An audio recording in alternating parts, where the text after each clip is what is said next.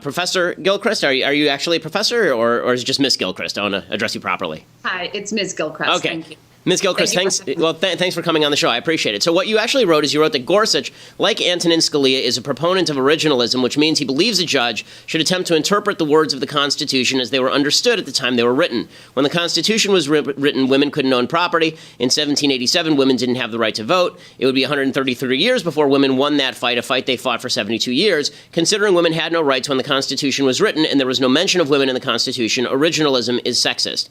So let me ask you first to expand on that. Is it the Constitution that's sexist or originalism that's sexist, or both? Well, actually, the original Constitution is sexist, and then the originalist perspective that actually looks to the original document is also sexist. And so we know that when a judge practices originalism, they look backwards. They don't try to see the Constitution in the current context of society. And so by looking backwards, as I said in my piece, at the time the Constitution was written, women didn't have any rights. We were property.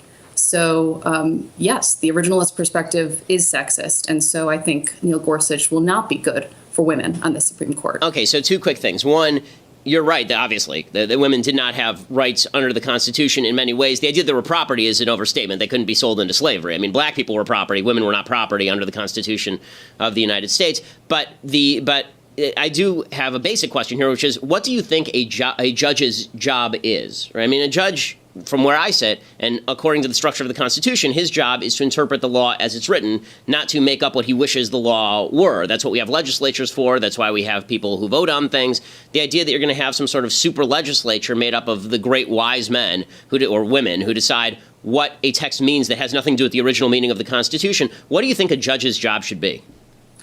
Well, so what an originalist actually does, though, is goes even beyond that interpretation to an originalist thinks that the 14th Amendment, which would actually give women equal protection, based on what we know from Justice Scalia, he didn't actually think that that protected women. And so he thinks that equal protection does not prohibit discrimination on the basis of sex.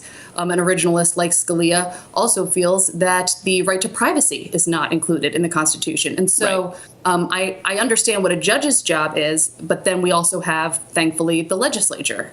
And so the legislature can pass public policies that will give women rights. And Scalia, to be fair, that's what Scalia says. I mean, that's what Robert Bork says. That's what Justice Thomas says. I'm an originalist. This is what originalists say. We say this is why we have legislatures. The purpose of a legislature is to pass things like the Civil Rights Act of 1964. You don't have judges who just sit there and then pass legislation. This is why we have separate branches. So again, I ask you, you're upset at the outcome of some of what the judges say, because the judges are reading the text according to what texts mean. I mean, it's not poetry. But what do you think a judge should do that is distinct from what a legislature does?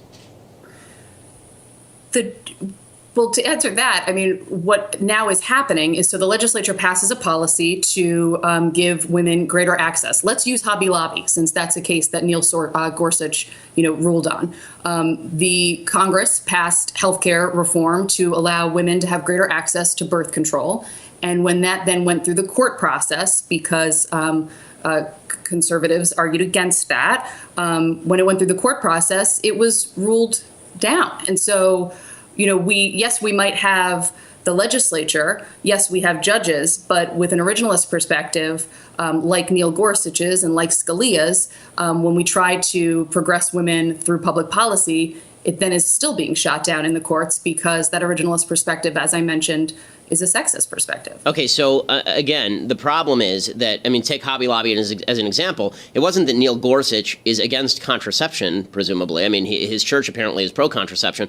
The idea that Neil Gorsuch has a personal view that's anti-contraception, that's not accurate. Neil Gorsuch's view is that there's a First Amendment to the Constitution which protects the freedom of religion of people like the religious owners of Hobby Lobby, and so that they don't have to violate their own religion in the provision of health care. Now, you may disagree with that policy. That's why we have an amendment process. So the Constitution does basically enshrine certain fundamental rights. If we disagree with those fundamental rights, there's an amendment process. Or do you think that we should just get rid of the Constitution completely? Because it seems to me that's sort of what you want. We shouldn't have judges. We shouldn't have judicial review. We shouldn't have a Constitution. We should just have a legislature that does all the things that you want them to do, or judges that just say the legislature can do all those things.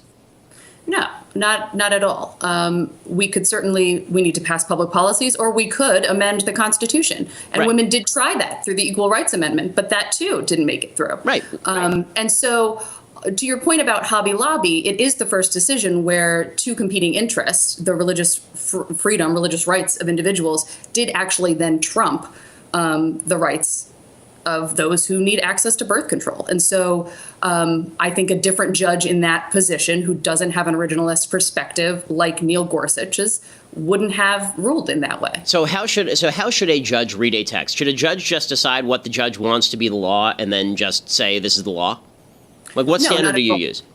So my standard is that with the Constitution, I think it was supposed to be a document, a guiding document. And so I don't think anyone at the time the Constitution was written thought that the world would always exist as it was.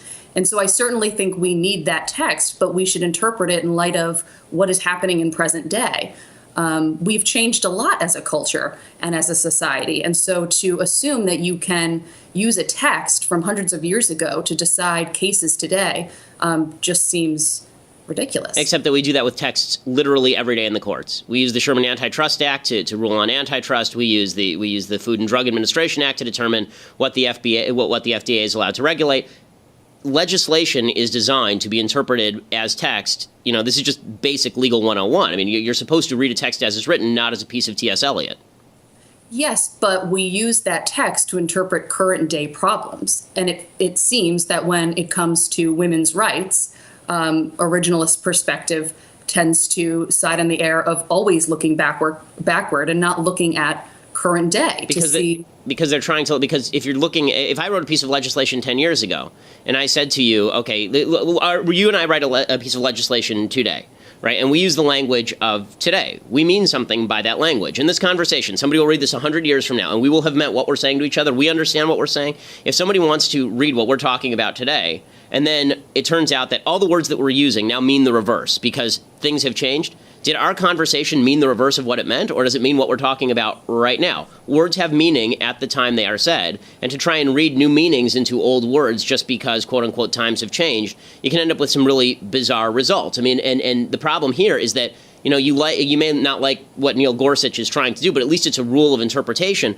In the constitutional structure, what we've had is the Supreme Court very often reversing itself on the exact same language by using the sort of rules that you want. So, for example, in Plessy versus Ferguson, you had the Supreme Court say that the 14th Amendment did not apply to black people insofar as segregation was okay. And then 50 years after that, they say, no, it turns out the 14th Amendment actually meant that segregation is not okay anymore. Well, that's silly. I mean, it either meant one or it meant the other. It didn't mean two different things at the same time. One of those decisions is wrong and one of those decisions is right. That's true for every judicial decision. The idea that we can just look to our hearts to determine what a text meant 200 years ago is silly when we can find out what they meant 200 years ago by reading what they're talking about now. And yes, I wouldn't disagree. Where you made the point, though, that our conversation we're having today, what we're saying to one another is what we're saying to one another. And if looked at 100 years from now, it would still mean the same thing. But people using our conversation 100 years from now would have to apply it to that current day because it's not going to look the same. And so we do need to look back at texts, but we need to interpret them with the current climate. And so to say that, I mean, Justice Scalia came out and said that the 14th Amendment does not prohibit discrimination on the basis of sex. Justice Scalia came out and said that there is no right to privacy in the Constitution. Right, because there aren't any of those things in the Constitution. If you want to establish one, you create an amendment. There's no right to abortion in the Constitution. The right to privacy is not the right to have an abortion. The right to privacy also covers the right to access birth control. And so that... Yes, Griswold versus Connecticut, 1965. I'm well aware of the case. But the idea that the founders, the people who wrote the Constitution, were deeply concerned with access to birth control in the federal Constitution is just silly. This is why we have legislatures. The point is that I'm in favor of availability of contraception. This is why I would elect people who would be in favor of availability of contraception. If you just want the courts to do what you want them to do, why not just appoint a couple of oligarchs? We can have Ruth Bader Ginsburg be our queen, and then we don't actually have to have a legislature anymore. We can skip all these expensive election things. Donald Trump wouldn't be president, and the notorious RBG would just rule us all. The problem for women in this country is that when we pass public policies to increase our rights, they are then shot down by the court, who doesn't believe what you just explained, that we don't have a right to privacy or that we don't have equal protection under the law. And so I don't want to. That's not accurate. There are dozens of states that had already legalized abortion in large part before Roe v. Wade, and the courts had never struck that down on any grounds. I mean, now you're reversing it. I mean, the fact is that if a state legislature passes a law that makes availability of contraception a thing, that's still not the same thing as, for example, Hobby Lobby, where you're actually forcing people to pay for your contraception in violation of their religious obligations. So if you're just talking about access to health care, then a state is perfectly capable of passing whatever law that it wants, and the courts won't strike it down. There are countervailing interests in some of these cases under the Constitution, and that's what the Supreme Court is talking about in an originalist jurisprudence. But if you want to pass a constitutional amendment, go for it. Again, I guess my final question is this, and I unfortunately have to let you go because it's an interesting conversation, but my final question is this. Why bother having elections? Why bother having legislatures? Why do you, if the American people are constantly doing things that are stupid, or if the American people are constantly electing legislatures that are terrible, and if we can just have judges who are going to be able to apply the Constitution as you see fit, again, I ask, why not just appoint Ruth Bader Ginsburg, the actual queen of the United States, and she can rule from above, and she'll do all the things you want? And why isn't that okay with you? I mean, tyranny with someone who you agree with seems okay with you a little bit. Tyranny is never good, and right now I feel as though we're under a tyranny. Why? What is it? Again, I'm not a Trump fan, but I'm just wondering what he's done exactly. But we can get into that in a bit. That would be another conversation for another time. No, I certainly think checks and balances are what we need in this country. I'd end by saying what we haven't tried in this country is equal representation. And so maybe when we get a legislative body that is equally men and women, and we get a Supreme Court that's equally men and women, we might see. What about when we have an electorate that's 54% women? At that point, can we say that we have equal representation because most people who vote are women? Nope, not yet. Why not? What happened to the women? Are they all slaves? Well, we might have equal voting, but we do not have equal representation in any of our bodies of government. And so until we have that, I think we'll see a big difference in the policies and the rights we have as women in this country. So a woman is not really a female voter if she elects a man? I'm confused again by No, not at all. I just think that, to your point of should we have just a judicial branch ruling all, I was answering that. No, we need equal representation in all leadership bodies in this country. And so I was speaking to that piece. Okay. I think it's fantastic we have both men and women voting for both men and women. Okay, so Ivanka Trump for president then. She's a woman, so yay.